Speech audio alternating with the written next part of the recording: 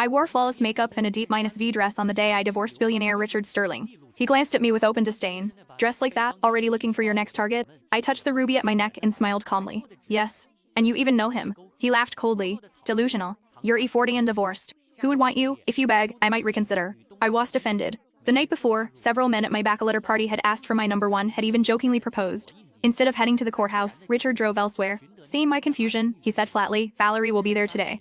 Once the divorce is final, I'm marrying her. Just waited 20 years. So that was our marriage and arrangement, nothing more. Outside Valerie Hayes' house, I stepped out to buy water. When I returned, she was already in the passenger seat. Scarlett, I always sit in front with Richard, she said lightly. I said nothing and got into the back. Her gaze suddenly locked on my wrist. What a lovely bracelet. Give it to Valerie, Richard said without looking back. It was a gift from him years ago. Since I was remarrying soon, I removed it and handed it over. I have plenty at home. I'll send the rest if you like. Satisfied, Richard nodded. As long as you don't make trouble, I'll keep the divorce quiet. My phone buzzed. My fiancé's voice was warm. I've boarded. I'll see you soon. I smiled as I replied. Richard noticed in the mirror, irritation flashing in his eyes. Suddenly Valerie exclaimed, oh nah, he bracelet snapped. Richard turned furious. He flung the broken bracelet toward me and, in the chaos, my phone slipped from his hand and fell outside, ruined moments later. I demand an explanation. He stopped the car and pulled me out abruptly. I stumbled, twisting my ankle. He dismissed my pain. You did this on purpose. How could you be so spiteful? Valerie avoided my eyes. I was already tired of defending myself.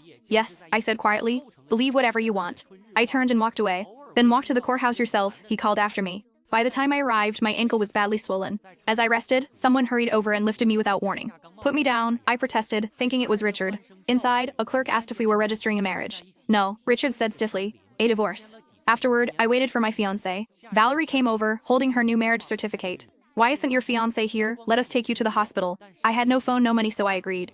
Outside, I carefully went down the steps. Valerie moved closer. Then she cried out and fell backward. Richard caught her instantly. Why did you push me? She asked tearfully. Without listening, Richard pulled me aside. You're unbelievable. They drove off together, leaving me alone on the steps. I looked down at my swollen ankle and smiled faintly. Because the next car pulling up was theirs. And this time, the person stepping out would change everything.